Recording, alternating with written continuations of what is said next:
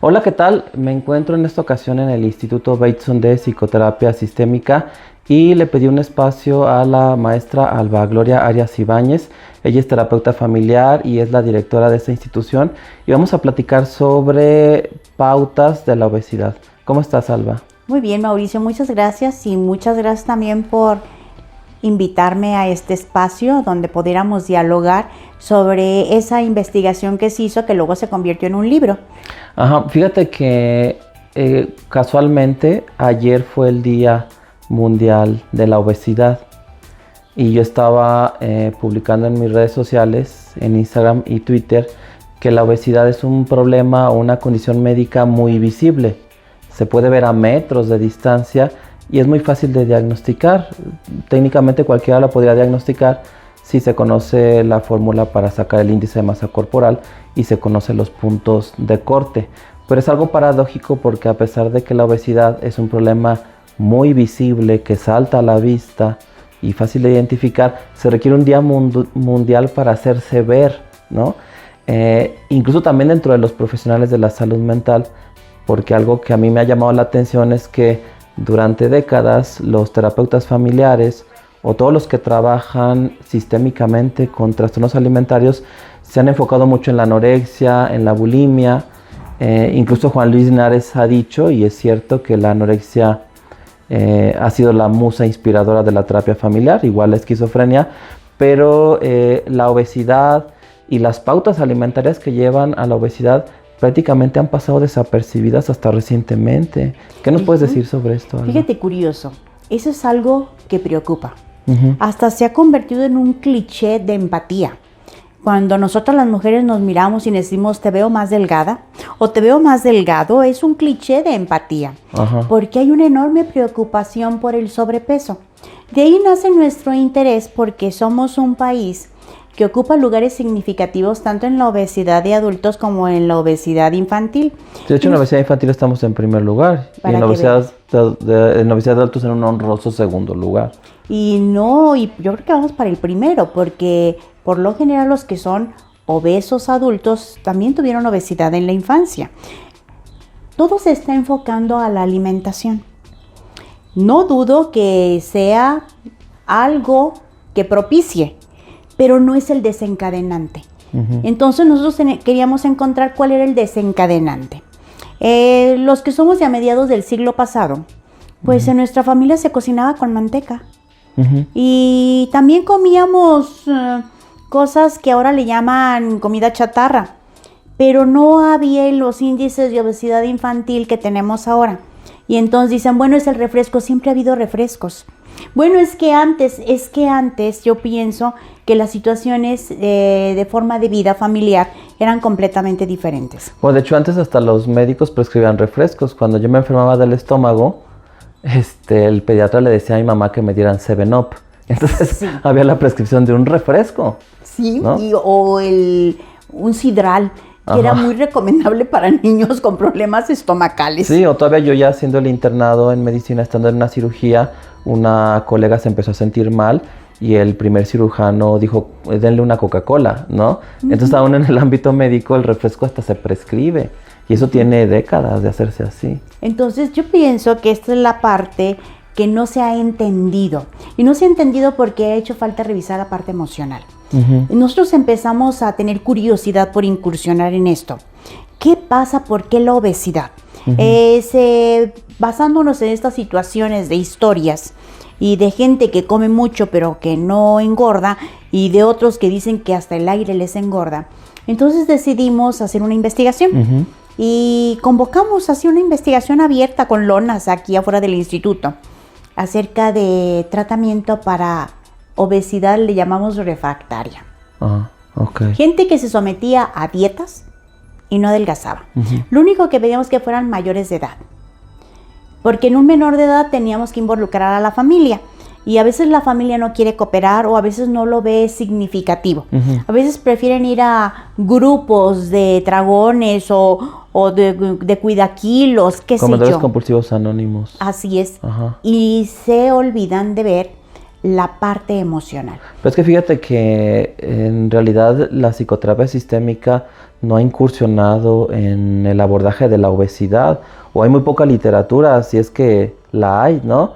Como decía al inicio, todo es anorexia, bulimia. Si uno se forma en psicoterapia sistémica, sale deseoso de encontrar anoréxicas y bulímicas y no te encuentras personas que comen compulsivamente o que padecen trastorno por atracón y que tienen obesidad. Así es, entonces nos pusimos a incursionar en eso, convocamos y curioso, de las personas que nos llegaron a investigación, que fueron un promedio de 20 personas, que fueron las muestras que tomamos, dividido en 2 grupos. Solamente de las 20 personas, 19 eran mujeres y solamente un hombre que desertó. Ah, ok. Por eso la investigación que la estaba revisando habla sobre pautas, ¿no? De obesidad en mujeres. En mujeres, porque Ajá. no logramos captar hombres. Y si te fijas, culturalmente, socialmente, el hombre obeso no recibe tanto rechazo. Lo bulean quizás en la adolescencia, pero no recibe la misma presión social que una mujer. Una mujer recibe muchísima presión social desde la moda, desde las actitudes y demás cuando tiene sobrepeso. Entonces pedíamos que tuviera una obesidad refractaria. Nos llegaron gente con obesidad mórbida, gente con sobrepeso significativo, todas ellas, 19 mujeres, un hombre, desertó el hombre, nos quedamos con 19 mujeres, la cual dividimos en 2 grupos. Como era una investigación, nosotros queríamos detectar qué era.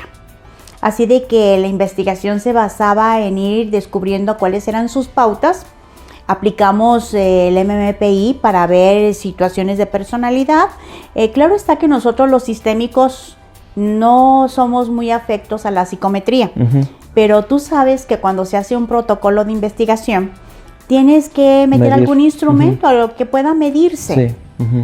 Como para descartar alguna situación que pudiera afectar meramente la apreciación cualitativa. Bueno, aplicamos el MMPI y empezamos a explorar sus pautas familiares a través del análisis diacrónico, y después de hacer esto empleábamos 1 hora de yoga para ver respiración, para ver cómo reaccionaban las personas, íbamos viendo desde niveles de estrés. Descartamos el yoga porque nos dimos cuenta que tenía que ver con el significado que le daban a la comida. Significativamente, las 19 mujeres eran mujeres emprendedoras, mujeres muy capaces, mujeres que sabían que lo que se proponían lo conseguían, pero altamente descalificadas por su familia. Eran mujeres que sostenían una casa. Eran mujeres donde se aplicaba un fuerte machismo hacia ellas, porque todas ellas provienen de familias machistas, en donde ellas eran invisibles. Esa es la mayor de las redundancias que encontramos. Mujeres invisibles que querían agradar. Trabajaban, se esforzaban, y te dices, ¿cómo puede tener una mujer invisible que lo que se propone lo consigue? Sí, por el deber ser. No como una manera de confirmarse. Es más, cuando les hacíamos ver todo lo que habían logrado, decían, porque tengo que. Oyes, pero hiciste esta empresa, porque tengo que. Porque depende de mí, mi mamá, mi papá, mis hermanos, Y nos llamaba la atención que no se veían. No nomás eran invisibles para sus padres, sino para sí mismas. Mujeres que trabajaban, todas ellas eran mujeres empresarias. Solamente una era ama de casa, pero la ama de casa era una obsesiva de la limpieza. Preparaba comida extraordinaria porque ella era reconocida por su familia como cocinera. Si lo que preparaba no funcionaba, ella no era vista. Ella no era vista porque tuviera una casa hermosa o fuera una mujer guapa, sino porque cocinaba bien. Y uno de sus lemas era, si quieres enamorar a alguien, llégale por la panza. Y entonces ella aprendió a darle un significado a la comida, como las otras mujeres. La comida era su refugio. Ellas se premiaban con la comida. Ellas se consolaban con la comida. Ellas, su pareja era la comida. Ellas se sentían acompañadas a través de la comida. ¿Cómo poder renunciar a eso? Porque supongo que en este análisis diacrónico se pudo ver que esas pautas venían generándose desde la familia de origen. Desde los abuelos. Uh-huh. Desde los abuelos, donde una de ellas comentó que desde que era pequeña la levantaban tempranísimo para ir al molino con su hermana, que acompañara a su hermana. Ella se recuerda que tenía como 4 años. Uh-huh. Y ella tenía sueño y la levantaban para que fuera con la hermana al molino. Y entonces ella iba llorando, llorando, llorando. Y estaba en la fila esperando la masa, cuando había una señora que se compadecía de ella porque lloraba. Y le daba un pan. Vendía ahí panes. Ten, niña, ya no llores. Y recuerda ella que era una manera de sentirse reconocida, que era una manera de sentir placer comiendo. Uh-huh. Algunas pueden catalogar dentro de las etiquetas que pudieron ser comedoras compulsivas. Sí tenían algo de eso, porque cuando tenían una gran pena, una de ellas menciona que se sentó y se comió una olla de fideos completita y no se dio cuenta hasta que se la acabó. Uh-huh. O sea, la obesidad no era creada meramente por la emoción, sino que la emoción desencadenaba buscar el consuelo en la comida. Uh-huh. Algunas de ellas mencionaban que cuando se sentían muy estresadas, llegaban a una tienda, compraban un chocolate y casi se lo devoraban. Uh-huh. Nosotros sabemos que el chocolate tiene situaciones que puede propiciar cuestiones de dopamina, Uh-huh. pero era el significado lo que les daba serenidad. Cuando empezamos a ver que eran mujeres emprendedoras, mujeres que lograban a veces tener propiedades. Curioso, tenían propiedades pero no las ponían a nombre de ellas, porque como eran invisibles, Ajá. siempre las ponían a nombre de sus padres, o de su cónyuge, o de sus hermanos, o de sus hijos, porque como eran invisibles no merecían. Uh-huh. Y entonces empezamos a detectar todas esas pautas que venían desde 3 generaciones atrás, de familias machistas, de familias donde las mujeres no son vistas. Pero lo más significativo es que tenían hermanas y hermanos y nada más ellas eran obesas. Uh-huh. Entonces preguntamos, ¿por qué tus hermanos no son obesos y por qué tú sí? Algunas eran las más grandes, algunas eran las segundas y otras eran las del medio. La diferencia es que sus hermanos a veces eran los que les daban el poder. Uh-huh. O Uh-huh. eran hermanas favoritas. Uh-huh. Y ellas tenían que luchar por tener un lugar en la familia. Uh-huh. Eso les generaba angustia. Porque luchaban por tener un lugar. E hicieran lo que hicieran, nunca era suficiente. Uh-huh. Pero entonces esta investigación vino a reforzar la idea de que la obesidad no solamente es un problema médico estrictamente hablando dentro de la orden de la biología o la fisiología, sino que también hay un componente importante relacionado con la salud mental y que por lo tanto la obesidad entra dentro del campo de acción de terapeutas y que también la obesidad puede ser un fenómeno que se entienda desde la perspectiva de la familia, porque hablas tú de 3 generaciones, ¿no? Definitivamente. Y otra cosa, Mauricio, a veces el que acudan a un nutriólogo, él viene a reforzar el ser invisibles, Uh-huh. porque el nutriólogo las mide, las pesa, y en ellos le va el rechazo. Uh-huh. Sí, claro. Entonces, a veces el nutriólogo regaña, Uh-huh. porque no logra los estándares, porque a veces el nutriólogo no ve al paciente, se ve a sí mismo, que tiene que lograr éxitos con sus recursos. Sí, porque digamos, el nutriólogo es directivo, ¿no? Y su visión es lineal. Incluso con una paciente con anorexia, los terapeutas familiares sabemos que podemos tener sesiones de terapia familiar con una paciente con anorexia y en muchas sesiones, como reportaba Mara Selvini, ni siquiera hablar de la comida o de las calorías. Pero eso es casi imposible en la consulta de una nutrióloga, ¿no? Definitivamente. Entonces, los nutriólogos que pudieran ser una opción o que pudieran contemplarse como una opción, no lo son. Uh-huh. A veces acuden a algún endocrinólogo y a veces el endocrinólogo da pastillas para adelgazar, lo cual lo único que promueve es un círculo vicioso, porque entonces el paciente deja de verse a sí mismo y cree que la pastilla es la que hace el milagro. Y entonces ya no pueden vivir sin pastillas. Sí. Y entonces se torna todo, se incrementa el problema. Y estas mujeres no van a hacer ejercicio, no van a un gimnasio, porque temen el rechazo.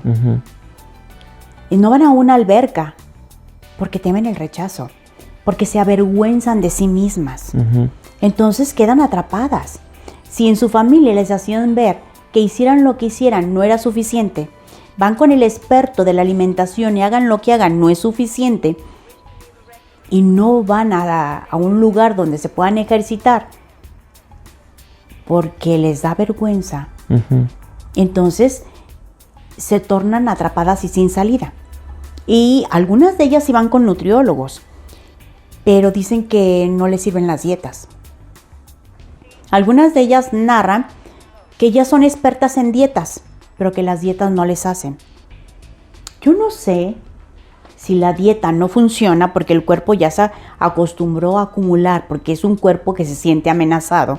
Y tú lo sabes como médico, que cuando un cuerpo se siente amenazado, acumula, retiene, porque se recibe señales de aproximarse a una situación catastrófica. Sí, de hecho, cuando una persona disminuye la ingesta, el cuerpo se adapta a esa disminución de ingesta y aumenta lo que se llama eficiencia alimentaria, es decir, esas porciones menores de alimento terminan dando la misma energía o más que lo que te dan porciones mayores cuando hay esa restricción.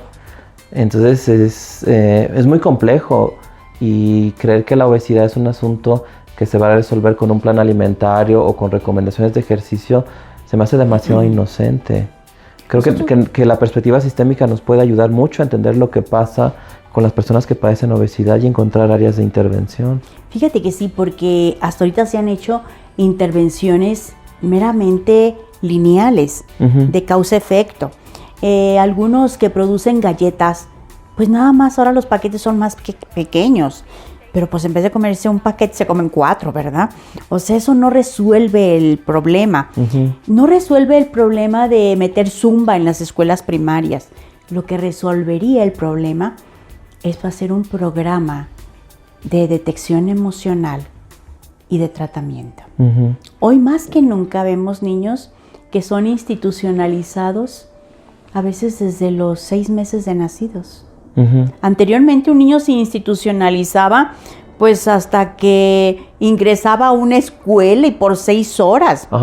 Pero ahora los niños son institucionalizados desde bebecitos y a veces por 13 horas o 12 horas. Sí, desde semanas de nacido. Y entonces, ¿qué pasa con los papás?